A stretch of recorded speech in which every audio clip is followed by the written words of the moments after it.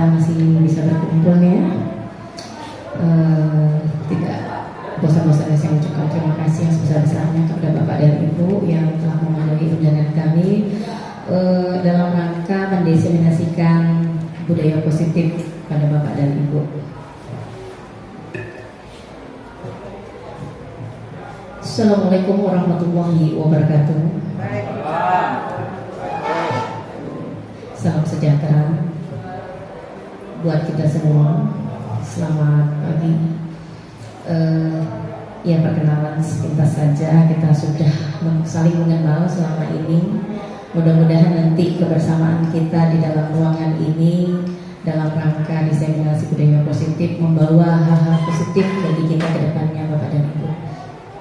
Baik Bapak dan Ibu, ini agenda kita yang kita laksanakan untuk pertemuan hari ini, di mana pembukaan yang telah berlangsung, kemudian ada capaian umum, kemudian materi yang akan saya sampaikan mengenai budaya positif, dan diakhiri refleksi intinya.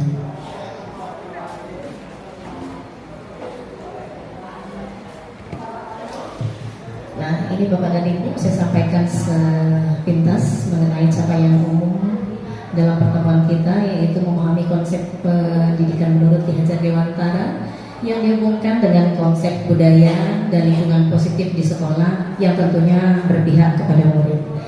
Kemudian yang kedua, yaitu melakukan evaluasi dan refleksi tentang praktik disiplin dalam pendidikan Indonesia secara umum untuk mendapatkan pemahaman baru mengenai konsep disiplin positif untuk menciptakan murid dengan profil pelajar Pancasila yang sudah sama-sama kita ketahui ya, yang kita mulai di tahun ini untuk kelas 10 dalam penerapan profil pelajar Pancasila melalui kurikulum Merdeka. Kemudian yang ketiga, yaitu memahami peran sebagai guru untuk membangun budaya positif dengan menerapkan konsep disiplin positif dalam berinteraksi dengan murid. Nah, ini ada pertanyaan Bapak dan Ibu. Kita lihat. Yang pertama, menurut Bapak dan Ibu, setuju atau tidak hukuman dapat mendisiplinkan anak? Setuju. Baik. Terima kasih Pak Basel. Pak Basel sudah menyatakan setuju hukuman dapat mendisiplinkan anak. Gimana ibu-ibu yang lain? Apakah poin pertama ini setuju? Hukuman dapat mendisiplinkan anak. Baik, Bapak dan Ibu menyatakan setuju. Kita lihat lagi untuk yang kedua. Pemberian hukuman dengan hal positif seperti membaca atau membersihkan halaman sekolah itu dapat mendisiplinkan anak. Dapat meningkatkan. Ya. Bapak dan Ibu setuju ya dengan kalimat ini? Pemberian hukuman dengan hal positif seperti membaca atau membersihkan halaman sekolah dapat meningkatkan disiplin. Setuju? Oke, kita lihat lagi untuk kalimat yang ketiga. Memberi penghargaan dapat meningkatkan motivasi belajar. Setuju semua. Baik. Ya, kita lihat nanti dalam pembahasan materi kita, apakah terjawab 3 pertanyaan yang Bapak dan Ibu jawab tadi setuju mengenai budaya positif. Nah, kita lihat dan kita mungkin nanti bisa membandingkan kondisi kita yang lama dengan budaya positif yang seharusnya itu seperti apa. Nah, izinkan saya mau menyampaikan nanti materi-materi Bapak dan Ibu.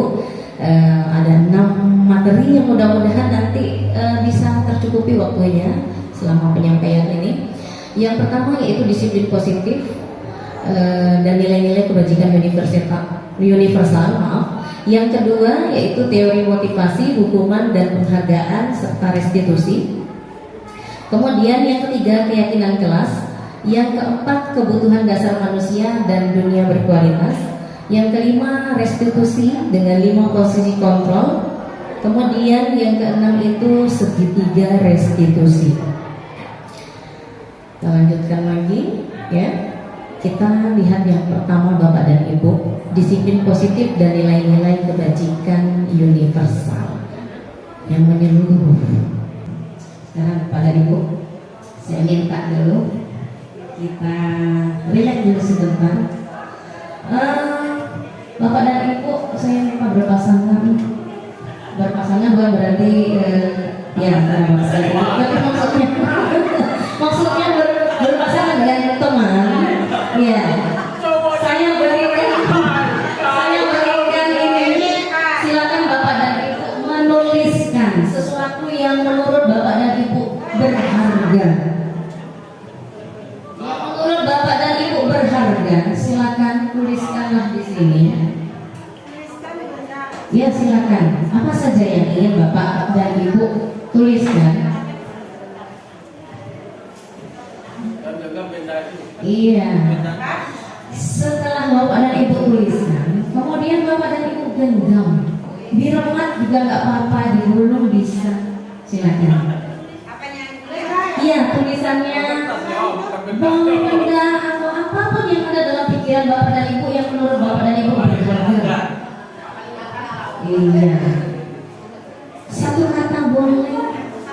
Mau kalimat juga bisa, silakan. Bebas. Iya. Kemudian nanti Bapak dan Ibu genggam. Setelah Bapak dan Ibu tuliskan, kemudian genggam. Genggam sekuat-kuatnya. Genggam sekuat-kuatnya. Kemudian setelah itu dengan teman sebangku cobalah, ya, jangan apa namanya, jangan sampai nanti timbul keahlian gue nih. Ya, jadi temannya mencoba untuk membuka genggaman Bapak dan Ibu, tapi Bapak dan Ibu pegang itu kuat-kuat.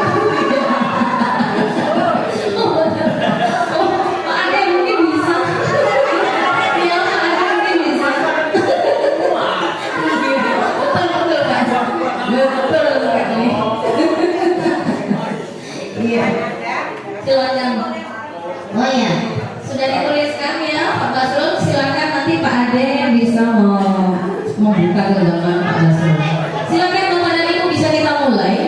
Apa yang Bapak dan Ibu genggam dan sudah tuliskan tadi dalam genggaman, silakan temannya membuka dengan cara apapun. Mau dipaksa, mau dibujuk, mau dihardik, mau dirayu, apapun caranya Bapak dan Ibu sampai genggaman itu terbuka.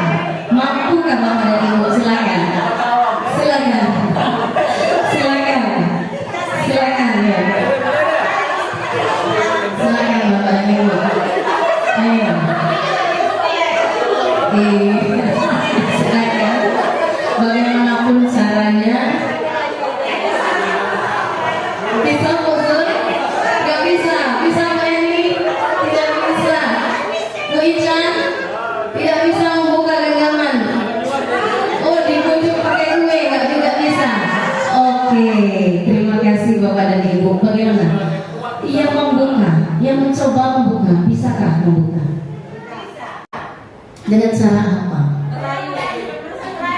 Oh, dirayu, dirayu. Oke, Bu Ica bisa membuka? Enggak bisa. Bu Eni bisa? Oh, Bu Zul yang membuka. Bisa Bu Zul? Sudah dirayu, disuap, dia mau. Sudah dirayu, sudah disuap, tapi tidak bisa juga. Itu yang terjadi Bapak dan Ibu. Itu yang terjadi. Bagaimana kita membuka, memaksa, merayu apa yang ada dengan diri orang. Sulit kan? Ya? Bagaimanapun caranya. Ini terkait dengan apa Bapak dan Ibu? Kita lihat. Selama ini kita berpikir bahwa kita bisa mengontrol murid-murid kita. Selama ini kita berpikir bahwa kritik kemudian membuat orang merasa bersalah itu dapat menguatkan karakter. Kemudian selama ini kita berpikir bahwa semua penguatan positif seperti bujukan tadi, dikasih kue tadi, ya, itu efektif dan bermanfaat untuk mengubah orang, ya, mengikuti sesuai dengan kehendak kita. Lalu di sini kita sudah sempat juga berpikir bahwa orang dewasa itu punya hak untuk memaksa, apalagi kalau kita lihat tadi ya, salah satu contohnya Bu Zul dengan Bu Eni lebih dewasa dibandingkan Bu Eni. Kamu harus bisa, saya kuasai, saya harus bisa membukanya. Seperti itu kita paksa. Tidak bisa. Itu selama ini yang ada dalam pikiran kita, ya. Nah, paradigma inilah yang harus kita ubah. Kita ubah Bapak dan Ibu. Ini yang kita kenal dengan kontrol diri. Ya, saya ulangi lagi, kontrol diri. Di sini ada teori kontrol, perubahan paradigma yang tadinya tadi kita pikir, ya, kita bisa mengubah orang dengan pandangan yang sama dengan kita. Harapan kita sudah dibujuk, sudah dirayu dengan cara apapun juga, itu orang bisa mengikuti apa yang kita inginkan, seperti itu. Kemudian perilaku buruk sebagai suatu kesalahan. Kemudian orang lain juga bisa mengontrol saya. Mungkin Bu Eni menganggap orang lain jadi nggak bisa mengontrol saya dan membuka genggaman saya, padahal tidak bisa seperti itu. Kemudian pemaksaan ada pada saat bujukan gagal.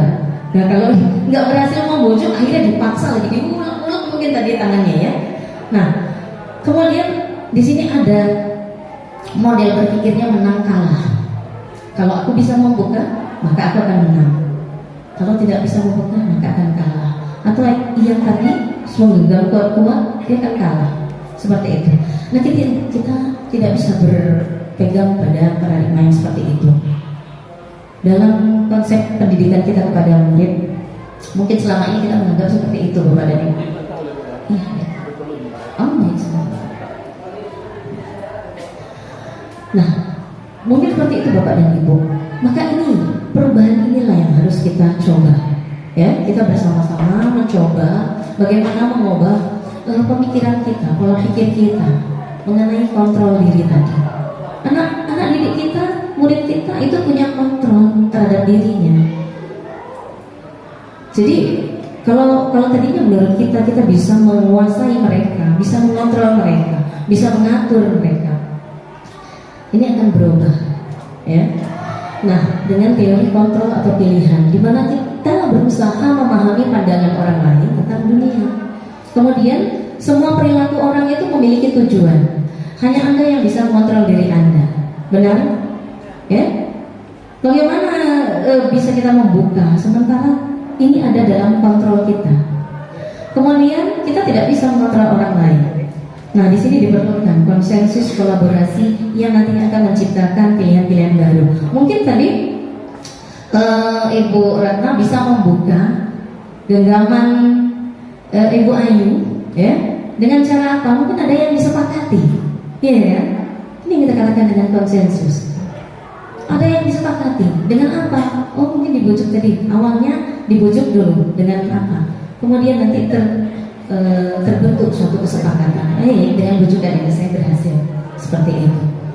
Nah, sehingga di sini berubah model berpikirnya yang tadi menang kalah menjadi menang-menang. Jadi tidak ada sebenarnya yang dikalahkan, seperti itu. Karena adanya kesepakatan, kolaborasi, kerjasama. Seperti itu Bapak dan Ibu. Nah, sekarang kita lihat lagi seperti apa teori kontrol itu. Yang menurut Dr. William Glasser, nah ini saya perkenalkan sedikit. Glasser ini seorang dokter, Bapak dan Ibu, yang menggeluti bidang psikiater, ya, yang memberikan atau mengeluarkan satu teori tentang teori kontrol ini, yang teorinya itu banyak dipakai sekarang. Termasuk saya di sini menyampaikan diseminasi. Ini berdasarkan teori kontrolnya yang disampaikan oleh Dr. William Glasser, almarhum. Nah, di sini teori kontrolnya Bapak dan Ibu, Anda tidak bisa mengontrol orang lain, Anda hanya bisa mengontrol diri Anda sendiri. Di mana semua perilaku itu memiliki tujuan, kemudian model berpikirnya menang-menang dengan adanya kolaborasi dan kesepakatan konsensus, ya. Kemudian berdasarkan realitas, kebutuhan itu berbeda-beda, seperti itu. Setiap orang memiliki gambaran yang berbeda. Nah, di sini kontrol diri kita ini akan dimaknai dengan makna disiplin, di mana belajar kontrol diri itu dengan menggali potensi, ya, agar tercapai tujuan yang mulia, yaitu menjadi seseorang yang kita inginkan berdasarkan nilai-nilai yang kita hargai.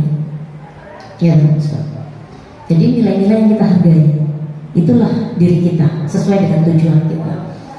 Nah, kemudian kita lihat lagi bahwa tadi orang-orang itu memiliki kebutuhan yang berbeda-beda, di mana kebutuhan dasarnya itu ada 5. Yang pertama yaitu kebutuhan bertahan hidup atau survival, kemudian penguasaan, kemudian kebutuhan dasar seorang itu karena kasih sayang dan rasa ingin diterima, kemudian karena kesenangan dan kebebasan. Nah, kemudian di sini juga ada 5 posisi kontrol. 5 posisi kontrolnya ini nanti dalam mengkontrol diri itu apakah kita posisi sebagai penghukum, ya, nanti kita lihat seperti apa. Lalu apakah kita ingin memiliki posisi kontrol sebagai pembuat rasa bersalah seseorang, kemudian sebagai teman, sebagai pemantau, atau sebagai manajer, seperti itu. Nah, ini 5 posisi kontrol kita. Nanti kita akan lihat diri kita itu berada pada posisi yang mana dengan tingkah laku, sikap dan karakter kita selama ini.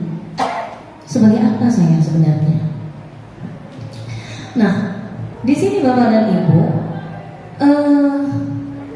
berdasarkan teori motivasi dengan kebutuhan dasar setiap manusia yang berbeda-beda, di mana penghukum dan pembuat rasa bersalah tentunya nanti orang akan menghindari, ya, jangan sampai nanti mendapatkan hukuman, jangan sampai nanti dihukum, jangan sampai nanti menjadi terhukum, sehingga orang akan menghindari itu apapun upayanya.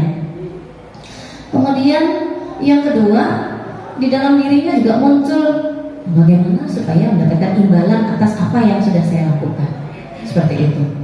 Nah, ini jikalau posisi kontrol kita sebagai teman atau pemantau.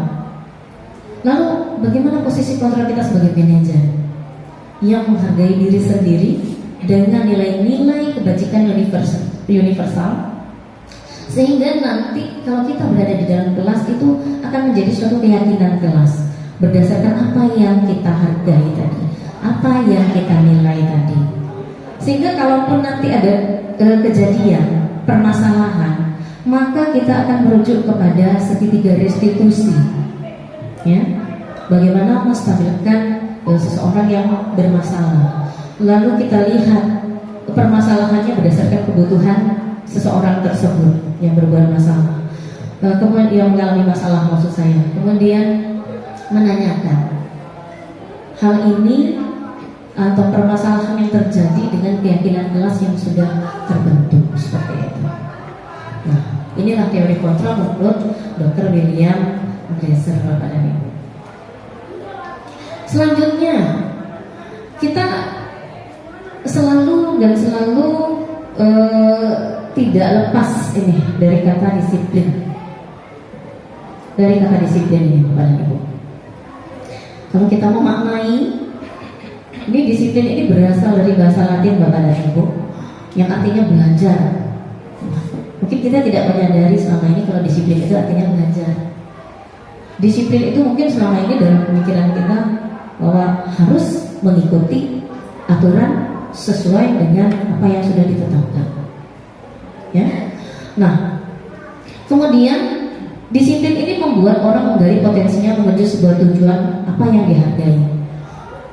Namun dalam budaya kita, makna disiplin telah berubah menjadi sesuatu yang dilakukan seseorang pada orang lain untuk mendapatkan kepatuhan. Betul begitu, Bu? Bapak? Ya? Patuh. Disiplin itu patuh. Ya, seperti itu. Nah, kecenderungan umum adalah menghubungkan kata disiplin dengan ketidaknyamanan. Ya? Kalau disiplin tidak nyaman. Kemudian bukan dengan apa yang kita hargai, ya. Silakan. Atau pencapaian suatu tujuan mulia. Nah, seperti itu. Jadi kesannya disiplin itu adalah pokoknya sesuatu yang harus dipatuhi, sesuatu yang membuat kita tidak nyaman, seperti itu, ya. Nah, padahal seharusnya ini tadi, ya, bahwa disiplin itu akan membuat orang menggali potensinya menuju sebuah tujuan yang seharusnya dia hargai, seperti itu, Bapak dan Ibu.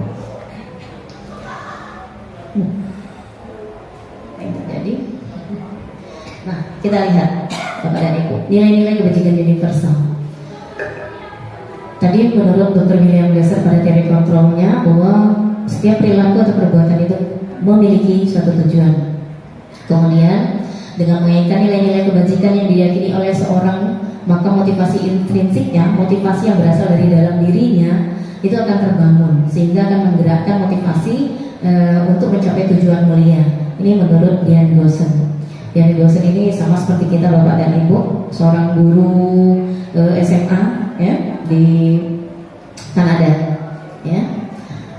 Nah, nilai-nilai kebajikan yang ingin dicapai Bapak dan Ibu oleh setiap anak Indonesia itu kita kenal dengan profil pelajar Pancasila yang sekarang ini sedang maraknya ya. Yang pertama apa? Beriman, bertakwa pada Tuhan Yang Maha Esa dan berakhlak mulia. Kemudian mandiri, bernalar kritis, berkebinekaan global, bergotong royong, dan kreatif. Nah sekarang kita lihat, kalau tadi menurut teori kontrolnya Glasser tadi ada motivasi intrinsik yang berasal dari dalam. Kita lihat teori motivasi itu seperti apa: hukuman, penghargaan, dan restitusi. Saya tanya Bapak dan Ibu, Bapak dan Ibu pernah memberikan hukuman kepada peserta didik?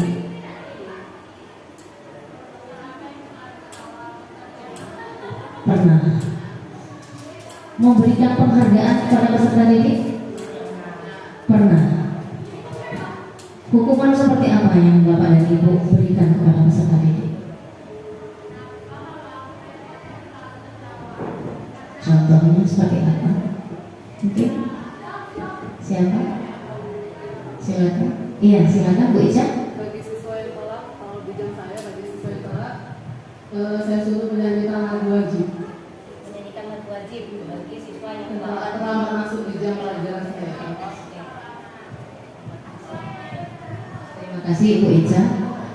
Nah, itu salah satu hukuman ya Bu Ica ya, yang diberikan Bu Ica pada saat jam pelajaran berlangsung dengan Bu Ica. Kalau ada yang terlambat, disuruh menyanyikan lagu wajib ya. Baik, terima kasih. Pasti Bu Ica punya tujuan seperti itu. Apakah murid Bu Ica selama ini yang diberikan hukuman seperti itu bisa menerima? Bisa menerima. Ada yang terima, ada yang tidak. Oke, kita lihat lagi. Baik, masih ada Bapak dan Ibu yang memberikan penghargaan bagaimana? Kalau tadi itu hukuman, salah satu contohnya. Ada Bapak dan Ibu yang memberikan penghargaan kepada peserta didik kita? Oke, silakan Bu Zul. Di sini waktu jam pelajaran, misalnya kan kita menyebutkan apa tugasnya apa saja itu kan. Nanti ada beberapa orang siswa yang menjawab.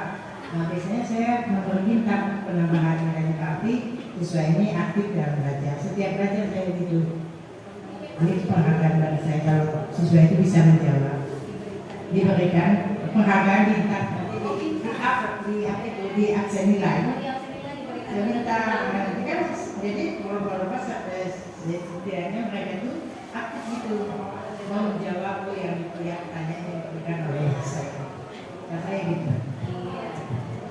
Terima kasih Ibu Zul atas pendapatnya. Jadi Bu Zul memberikan penghargaan kepada siswa-siswa yang bisa menjawab pertanyaan dengan memberikan tanda bintang. Oke, Bu Zul, pertanyaan saya, bagaimana setelah pemberian penghargaan itu, apa yang terjadi dengan siswa atau peserta didik di kelas yang mendapatkan bintang tadi ya? Kalau di pembelajaran selanjutnya dia tidak bisa mendapatkan bintang lagi, apa yang terjadi pada siswa itu? sepanjang pembelajaran dengan buzur, siswa yang tadinya diberikan bintang ternyata di kemudian hari dia tidak bisa mendapatkan bintang lagi. Oh, kalau saya gitu bukan, maksudnya kalau saya kasih kesempatan kepada siswa yang lain nggak seharusnya dia gitu. Tapi dia biasanya aktif terus gitu kalau yang itu. Iya.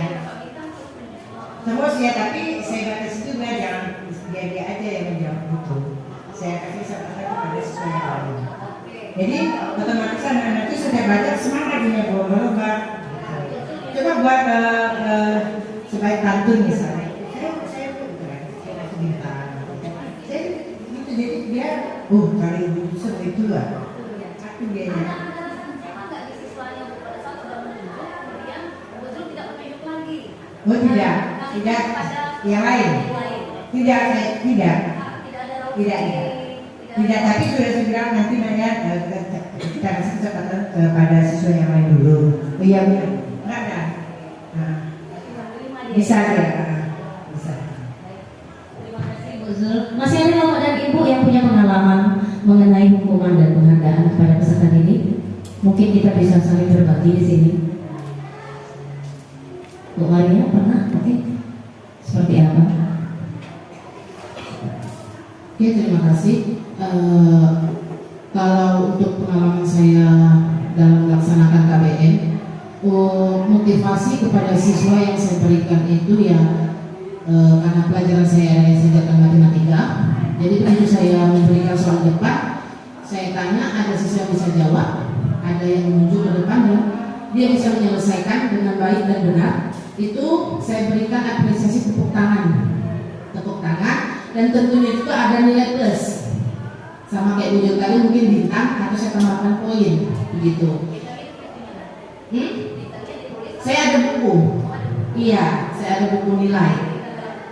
Tidak, tapi tetap saya berikan di buku nilai, tapi apresiasi, motivasi, maksud saya berikan tepuk tangan juga supaya untuk teman-teman lain termotivasi begitu. Jadi tidak ada rasa takut untuk maju ke depan, namanya belajar ya. Kalau salah juga nggak mungkin saya jambak juga, kemudian saya pukul ya Bu. Setidaknya teman-teman kalian termotivasi, jadi berlomba begitu. Kalau untuk siswa yang hukuman yang biasa saya berikan itu kebanyakan kadang untuk pelajaran mereka ini ada tidak mengerjakan tugas begitu. Jadi kalau hukuman yang saya berikan itu kalau dia tidak mengerjakan tugas, saya kasih tugas tambahan. Nah, saya kasih tugas tambahan kalau nggak hafalan rumus begitu. Nah, jadi untuk kedepannya siswa juga tidak lagi mengulangi kesalahan yang sama begitu. Iya, mungkin seperti itu dari saya untuk motivasi dan hukuman kepada siswa di saat KBM berlangsung. Terima kasih. Terima kasih Bu Maria atas Pendapatnya mengenai hukuman dan penghargaan. Kita kasih aplaus dulu untuk sharing kita bersama. Baik Bapak dan Ibu, itu tadi kita sudah berbagi. Kita sudah melihat diri kita sebenarnya pada posisi apa kita. Ada yang memberikan penghargaan kepada peserta didik, ada yang memberikan hukuman atas apa yang terjadi selama proses pembelajaran. Ini yang perlu kita perhatikan nanti, apa dampaknya kepada peserta didik kita. Nah, sesuai dengan apa yang saya sampaikan di awal, berpijak kepada pemikiran Kiai Dewantara bahwa pembelajaran yang seharusnya, ya, bahwa pembelajaran yang seharusnya itu adalah berpihak kepada murid, berpihak kepada peserta didik, kepada siswa kita, ya. Jadi orientasinya kepada mereka seperti itu. Jangan sampai nanti proses pembelajaran itu berdasarkan apa yang kita maui, seperti itu ya. Jadi terkait dengan tadi penghargaan yang diberikan, hukuman yang diberikan, mereka mendapatkan penghargaan tentu ada motivasinya seperti itu, ya. Kemudian ibu, bapak memberikan penghargaan, memberikan hukuman juga tentu ada motivasinya. Apa? Memberikan bintang mungkin motivasinya dalam diri bapak dan ibu supaya peserta didik bisa lebih meningkatkan prestasinya, supaya lebih aktif, mungkin seperti itu kan? Atau diberikan hukuman supaya jangan terjadi lagi. Yang berharap tadi adanya kepatuhan kepada aturan yang sudah ditetapkan.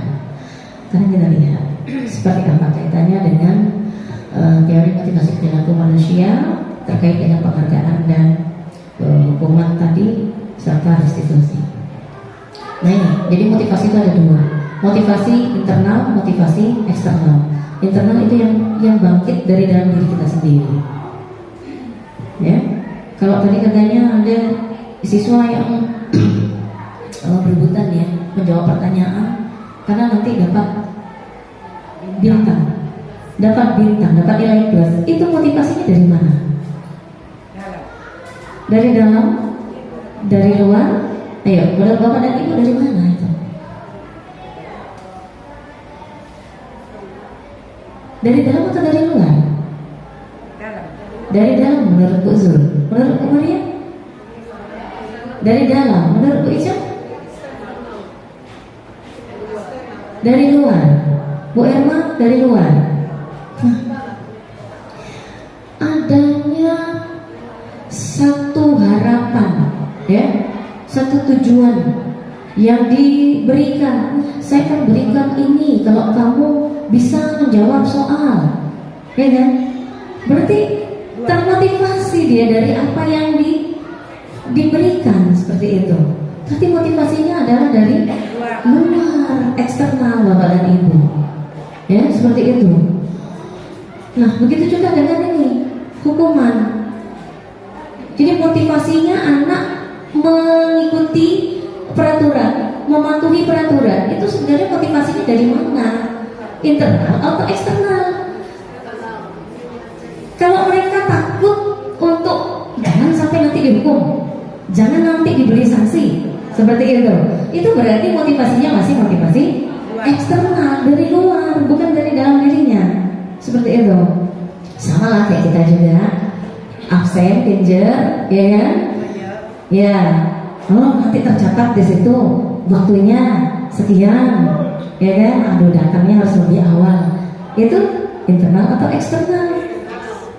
Eksternal. Ya, bisa dikatakan itu motivasi eksternal. Takutnya nanti datanya direkam, ya, ketahuan absennya jam 7.40, sementara batasnya di situ jam 7.30. Aduh, kabar. Nah, kemudian ketidaknyamanan ini untuk mendapatkan imbalan. Tadi ya, dapat imbalan. Itu juga motivasi eksternal.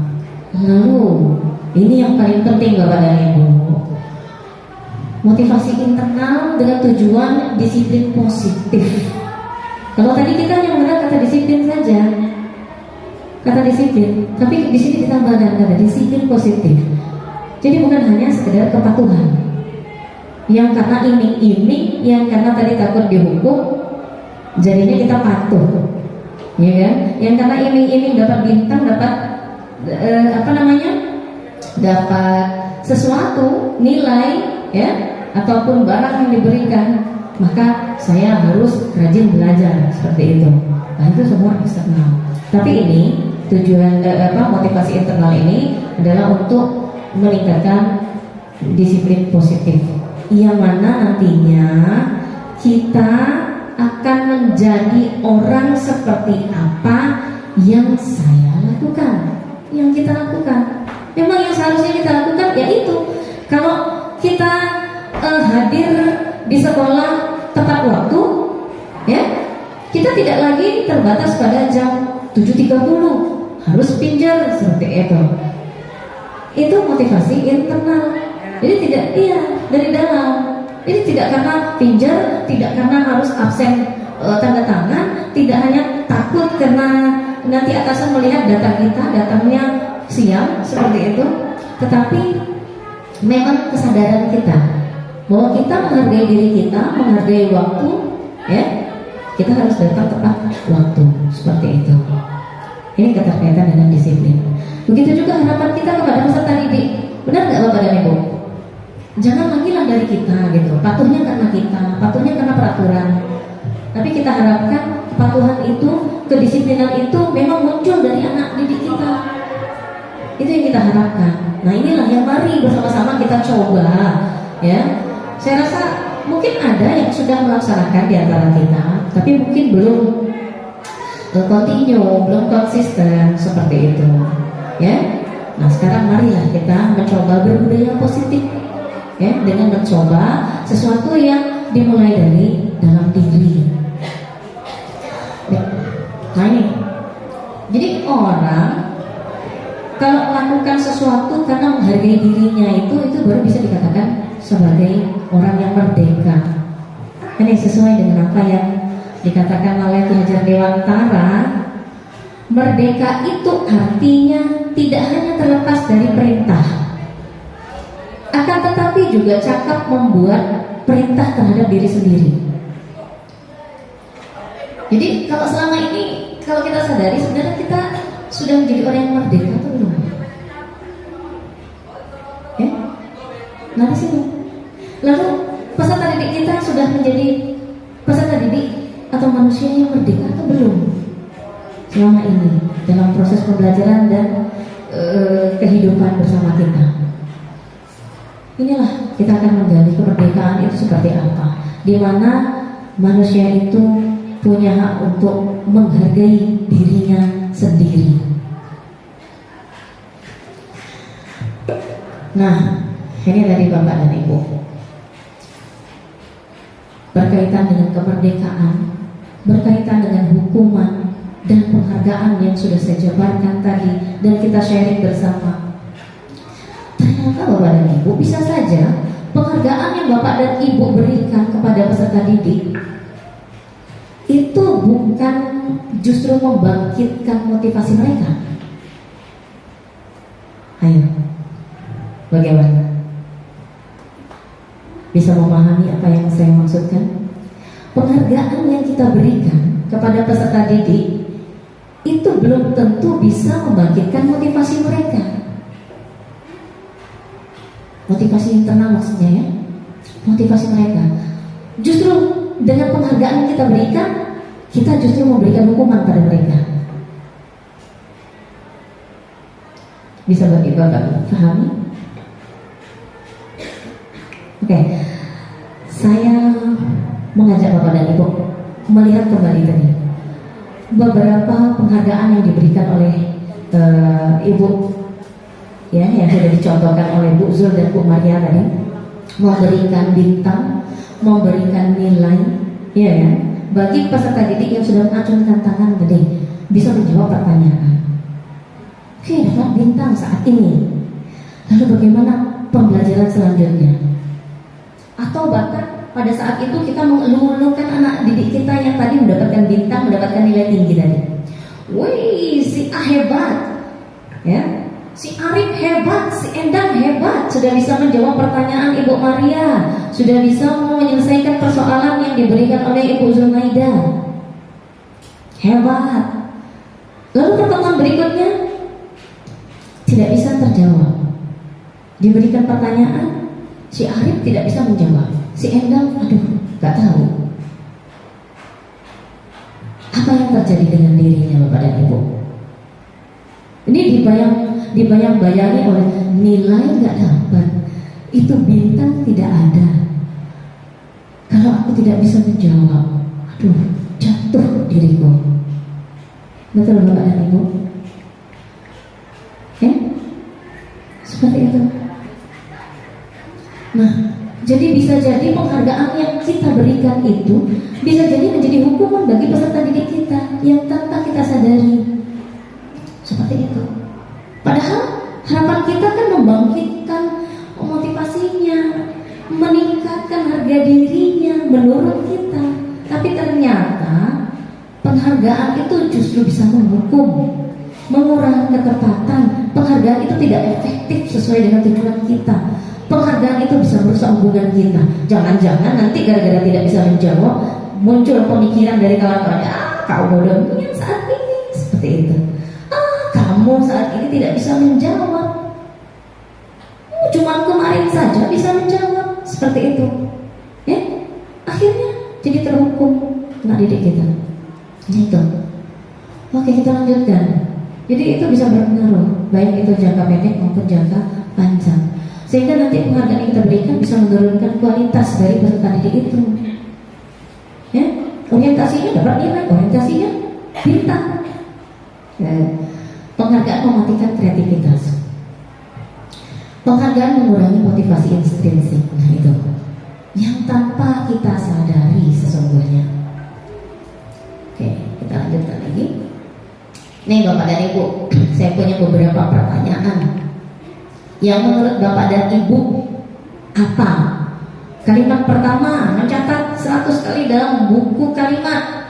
Tadi ada juga Contoh nyata dari Bu Ica ya, menyanyi kalau terlambat seperti itu. Nah kalau yang ini mencatat 100 kali dalam buku kalimat, saya tidak akan terlambat lagi karena terlambat ke sekolah. Menurut Bapak dan Ibu, hukuman atau konsekuensi?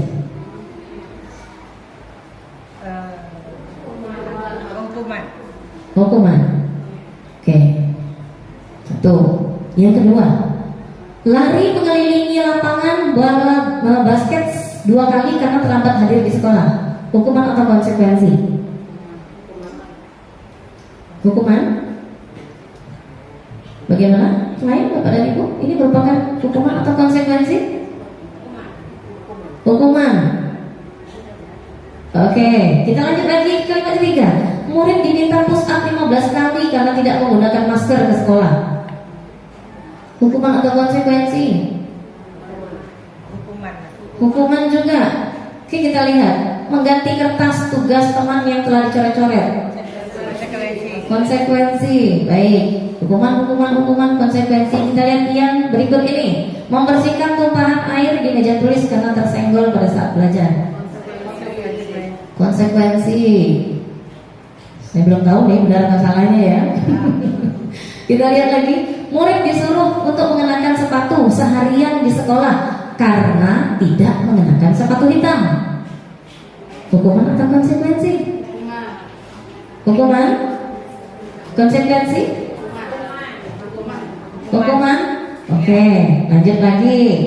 Yang terakhir, kehilangan 1 menit jam istirahat untuk mengerjakan tugas karena terlambat datang dan tertinggal pelajaran selama 10 menit. Sorry, itu 10 menit ya maksudnya ya. Oke. Konsekuensi. Pernah terjadi nggak ini? Anak murid kita terlambat 10 menit, kemudian dia nanti keluarnya terlambat lagi 10 menit. Hah? Tidak, kalau Bu Ica jarang berarti masih ada. Oh masih ada. Mereka mau menambah 10 menit karena tadi terlambat 10 menit. Oke, kita lihat. Apakah itu hukuman atau konsekuensi? Hukuman, konsekuensi, hukuman, konsekuensi. Tepuk tangan untuk kita semua. Satu-satu. Iya. Ya Bapak dan Ibu lah yang bisa menilai jawaban dari Bapak dan Ibu sendiri. Nah, kalimat-kalimat itu merupakan hukuman atau konsekuensi. Nah ini Bapak dan Ibu, perbedaan hukuman dengan konsekuensi. Kalau hukuman itu sesuatu yang menyakitkan harus terjadi. Jadi yang tadi mendapatkan hukuman harusnya tidak terjadi pada diriku, tapi ini terjadi. Sakit. Ya. Nah, kalau konsekuensi sesuatu itu memang harus terjadi, gitu. Yang kedua membuat anak ya sakit fisik tadi. Apa tadi contohnya?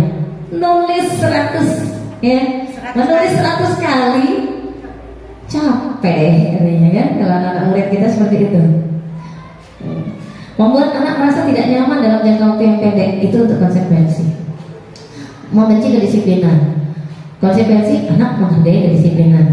Kemudian kalau hukuman itu terpaksa, dipaksa, ya, ada paksaan. Kalau konsekuensi itu ada stimulus, ada tanggapan. Lalu mendorong anak menyakiti diri sendiri kalau hukuman, ya, mendorong anak agar mudah menyesuaikan diri, itu konsekuensi. Konsep diri menjadi buruk kalau mendapatkan hukuman. Konsep diri menjadi baik kalau itu suatu konsekuensi. Di hukuman anak belajar untuk menyembunyikan kesalahan. Aku harus sempurna pokoknya. Jangan sampai berbuat kesalahan. Ya. Padahal manusiawinya namanya manusia itu tempatnya salah. Benar nggak Bapak dan Ibu? Ya. Jangan sampai salah di mata orang. Seperti itu. Jangan sampai salah. Ya. Anak belajar untuk menyembunyikan kesalahan. Contoh, terlambat datang, lewatnya belakang, padahal seharusnya di depan. Ini salah ini, dia menyembunyikan kesalahannya, terlambat datang, lewatnya belakang. Tiba-tiba sudah berada di dalam gitu. Itu karena takut akan hukuman seperti itu. Membuat tugas, ya, membuat tugas. Kita kasih tugas kepada peserta didik.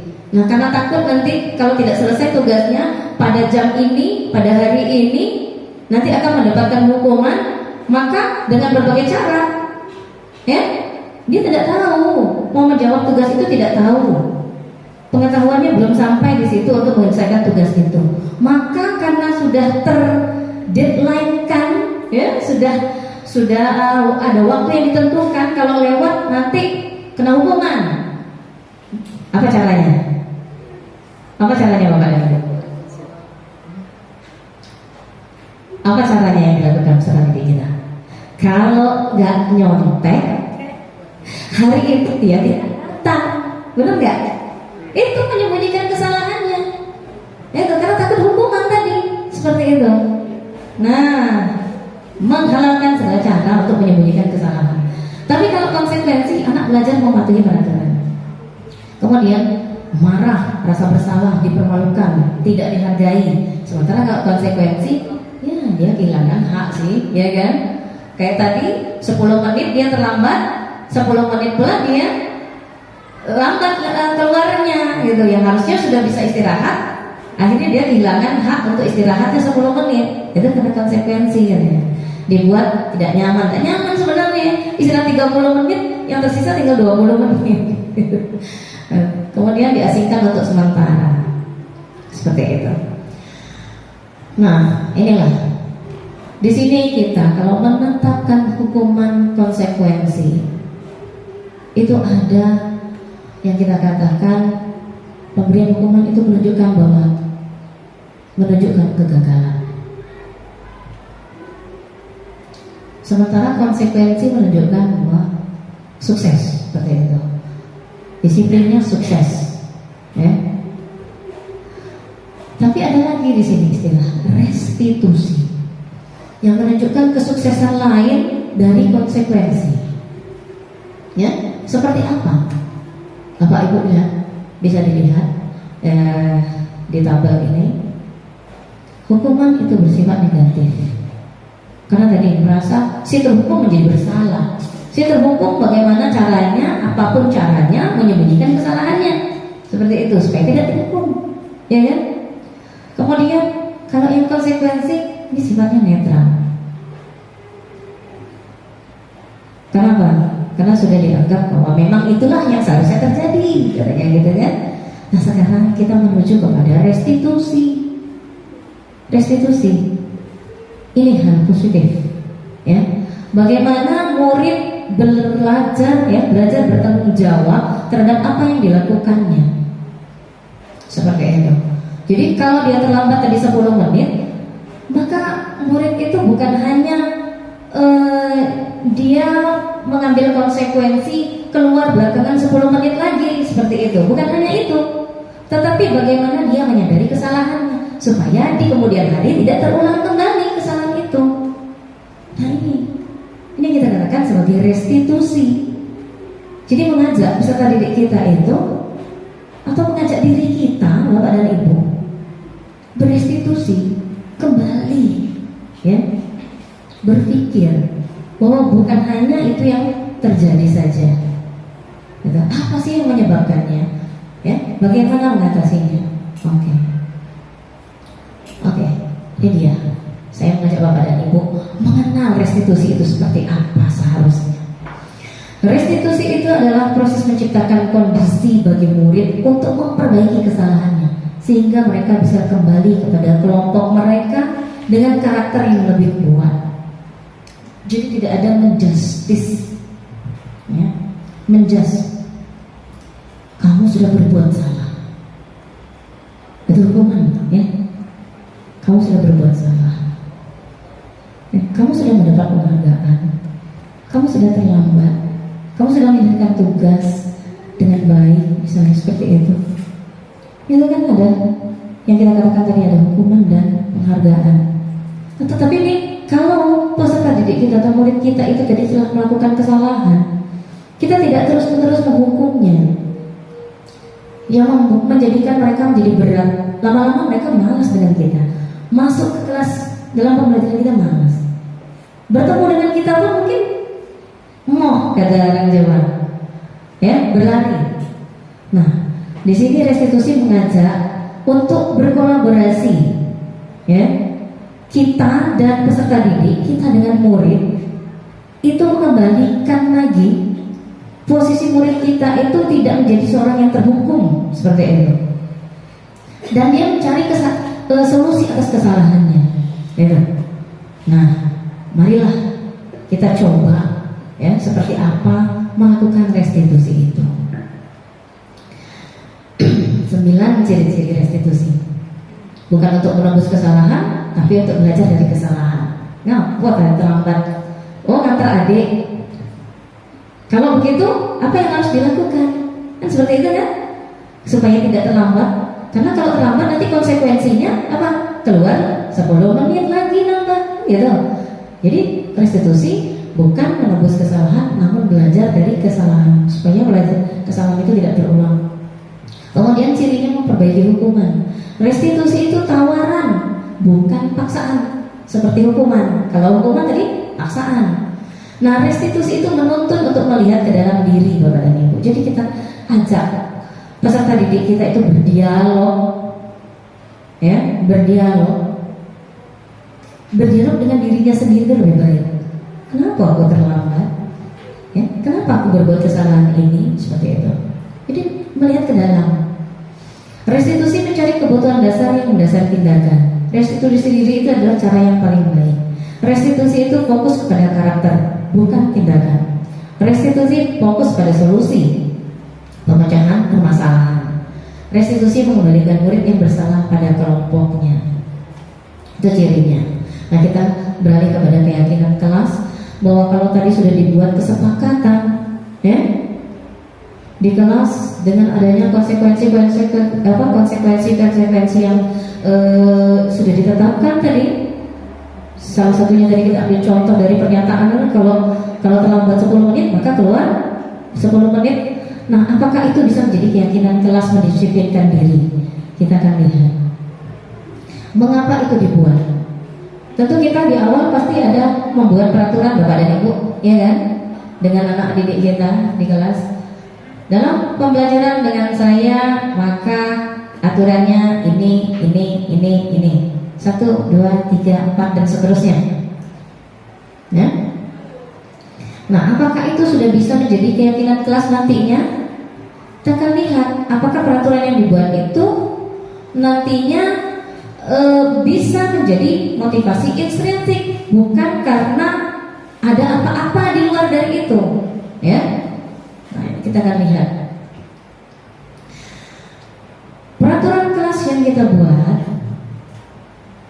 Kalau intinya bisa dilaksanakan karena motivasi internal, tidak menghukum kalau peraturan itu dilanggar, tetapi kita mengajak murid kita untuk menyadari kesalahan kalau peraturan kelas itu dilanggar, maka itu nanti akan bisa menjadi keyakinan kelas kalau itu kita lakukan kontinu dan konsisten.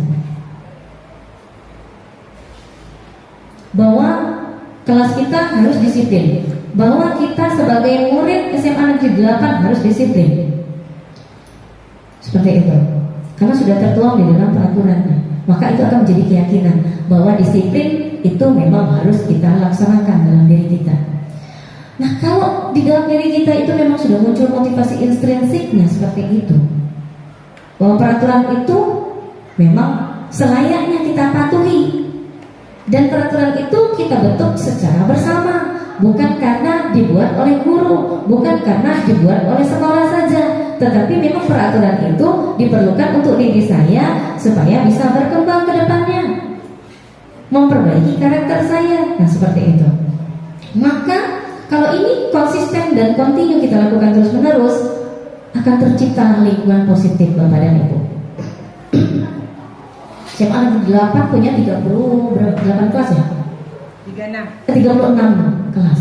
Kalau semua mentaati peraturan kelasnya, kemudian peraturan-peraturan itu dilaksanakan konsisten kontinu menjadi suatu keyakinan, maka tercipta lingkungan yang positif di sekolah kita. Bayangkan Bapak dan Ibu, tidak hanya murid saja, tapi kita pun serta warga sekolah lainnya itu benar-benar meyakini bahwa hal-hal yang menjadi peraturan itu memang sudah sewajarnya kita lakukan, maka ini nanti akan menjadi budaya yang positif. Seperti itu Bapak dan Ibu. Jadi harus yakin dulu, ya. Baik Bapak dan Ibu, kalau menurut Bapak dan Ibu nih, yang mana merupakan keyakinan kelas? Datang tepat waktu, mengucapkan salam, menjaga kebersihan, berdoa, aktif dalam pembelajaran, kemudian tertib. Ini merupakan kesepakatan kelas. Kami guru dan murid yang saling menyayangi. Kami murid yang semangat belajar. Kami murid yang peduli dengan teman-teman. Menurut Bapak dan Ibu, ini adalah merupakan kesepakatan kelas? Bisa dikatakan sebagai kesepakatan kelas? Bisa.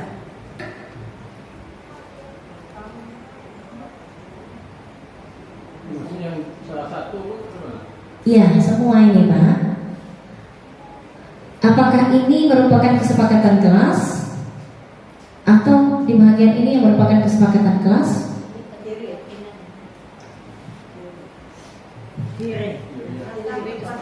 Oh, keyakinan kelas, maaf, bukan kesepakatan kelas. Ini semuanya kesepakatan ya. Tapi apakah yang mana yang merupakan keyakinan kelas? Iya. Yang kiri? Sini. Ini kesepakatan kelas. Kesepakatan ini keyakinan. Kanan keyakinan. Kanan Yakin. keyakinan. Ya. Ya lah. Oke Bapak dan Ibu. Jadi ada kesepakatan, ada keyakinan. Apa bedanya? Kesepakatan, keyakinan. Kita lihat untuk keyakinan kelas seperti apa. Apakah nanti terjawab bahwa itu kesepakatan atau keyakinan? Kita mau melihat, membuat atau menjadikan suatu itu menjadi keyakinan kelas itu seperti apa. Ini ada teorinya dengan membentuk tabel T dan Y katanya. Ya Bapak dan Ibu. Ada tabel Y, tabel T. Di sini ada kata hormat. Kami meyakini bahwa sangat penting untuk menghormati semua orang dan barang milik orang lain. Kalau di sini tabel T-nya hormat tampak seperti apa, tidak tampak seperti apa, terdengar, terlihat, berperilaku. Kalau kita kaitkan tadi dengan ini keyakinan atau kesepakatan, kita lihat kami guru dan murid, kami murid. Ya, jadi ada kalimat belakangnya yang harus dipatuhi gitu ya, yang menjadi peraturan seperti itu. Kesepakatan menurut Bapak dan Ibu tadi di kiri adalah keyakinan, di sini adalah kesepakatan. Ya, yang keyakinan itu bisa diterima, bisa dimiliki oleh semua orang. Itu yang namanya keyakinan.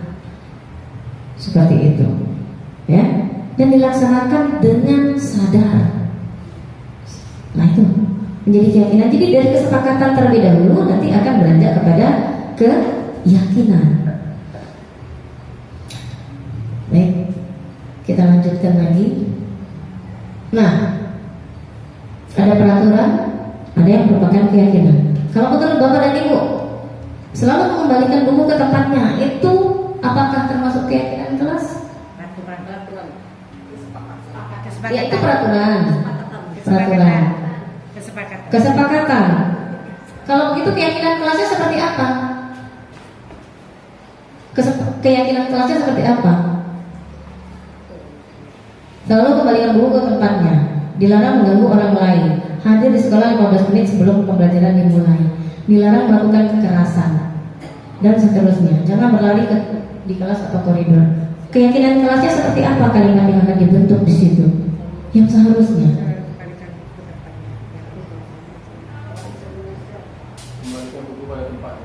kembalikan buku pada tempatnya. Ya, ini peraturannya selalu kembalikan buku pada tempatnya. Keyakinan kelas kembalikan buku pada tempatnya. Dilarang mengganggu orang lain.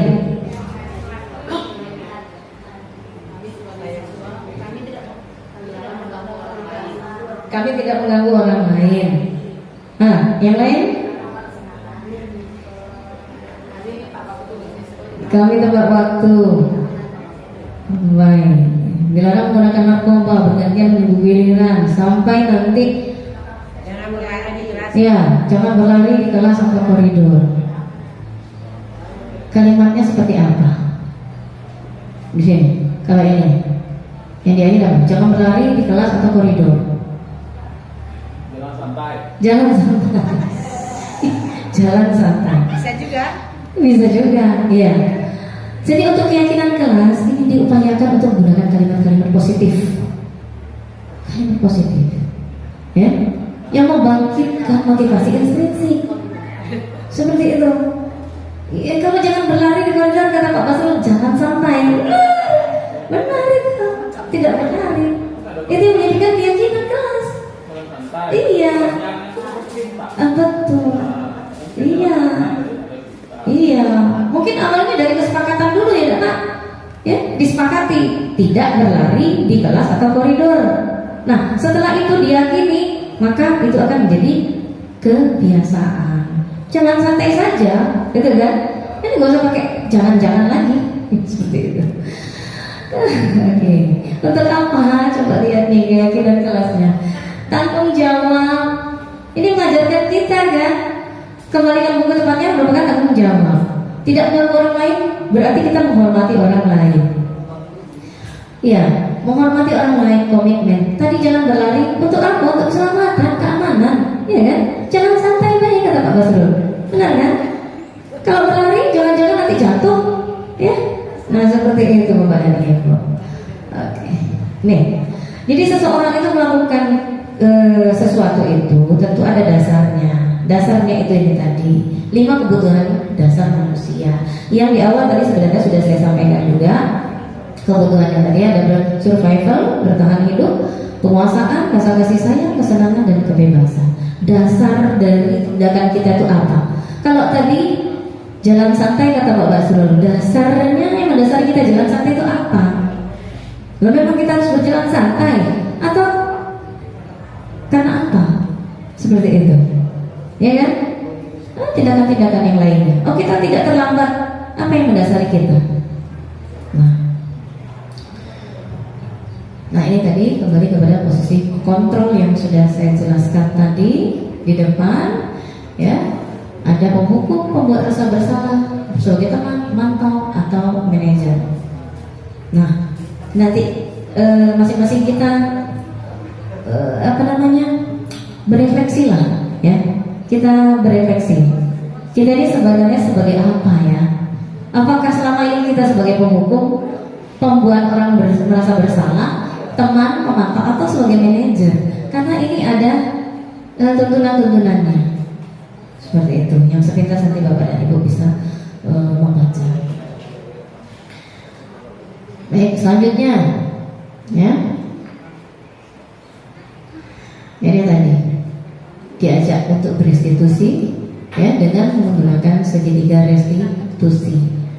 Kita harus tahu dulu dasar tindakan seseorang itu apa, sehingga kita tidak menyalahkannya, gitu. Ya, kita tidak menyalahkannya, lalu meyakini, menanyakan keyakinan kelas yang telah dilanggarnya, seperti itu. Kalau tadi datang terlambat, dasar dia datang terlambat itu apa? Lalu kita kembalikan, kita ajak mereka berpikir, kalau datang terlambat berarti apa? Oh, sudah melanggar kesepakatan, seperti itu kan? Lalu bagaimana selanjutnya? Apakah masih mau terlambat? Kalau terlambat, siapa yang rugi? Saya atau Anda? Kan seperti itu. Jadi diajak berdialog, sehingga nanti muncul kesadaran, ya. Sebenarnya yang saya lakukan ini benar atau salah, seperti itu. Sehingga nanti siapa yang mencari solusi? Bukan kita, Bapak dan Ibu, tetapi peserta didik kita sendiri. Kalau peserta didik kita sudah melakukan kesalahan itu, gitu. Jadi diajak berdialog, ya. Kemudian kalau dia sudah menyadari, bagaimana? Ya kembalikan lagi pada kelompoknya. Kita stabilkan lagi. Jangan terus-menerus kita adjust. Kamu sudah terlambat, kemarin terlambat, hari ini terlambat lagi. Itu namanya menghukum, menjudge, ya, tidak stabil. Nah, maka kita akan mengembalikan. Kalau dia sudah melakukan kesalahan, maka kita kembalikan lagi pada kondisi yang semula. Tidak selalu mengingat-ingat itu terus, ya, seperti itu. Tapi mencari solusi atas kesalahan yang telah dilakukan. Ini yang namanya menstabilkan identitas, ya? Tidak menjadikan anak itu menjadi terhukum terus menerus. Jadi untuk validasi kebutuhannya, ini untuk menanyakan keyakinan kelasnya. Jadi ada pertanyaan-pertanyaan yang bisa kita lontarkan kepada peserta didik kita. Jadi kita ajak dialog, ya, seperti itu. Baik, Bapak dan Ibu, itu yang bisa saya sampaikan mengenai budaya positif. Mudah-mudahan yang sedikit ini berguna bagi kita semua, ya.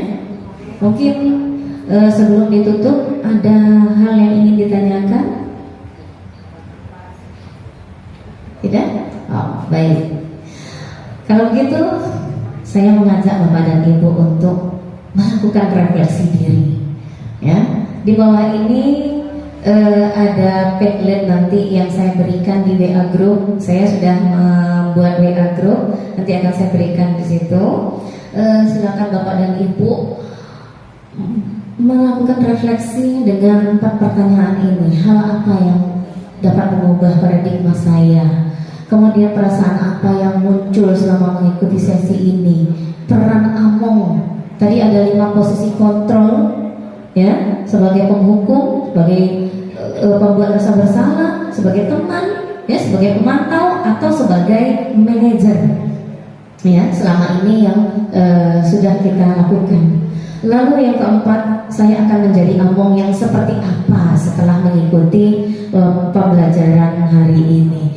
Baik Bapak dan Ibu, ya, itu saja dari saya. Mohon maaf atas segala kekurangan. Kelebihan hanya milik Allah, kekurangan itulah sifatnya manusia yang ada pada diri saya. Semoga apa yang saya sampaikan berguna bagi Bapak dan Ibu sekalian. Mudah-mudahan kita ke depan bisa memunculkan budaya positif untuk kehidupan kita, menciptakan karakter baik sesuai dengan profil pengajar Pancasila bagi diri kita, bagi peserta didik, bagi seluruh warga Indonesia. Terima kasih. Billahi taufiq wal hidayah. Assalamualaikum warahmatullahi wabarakatuh.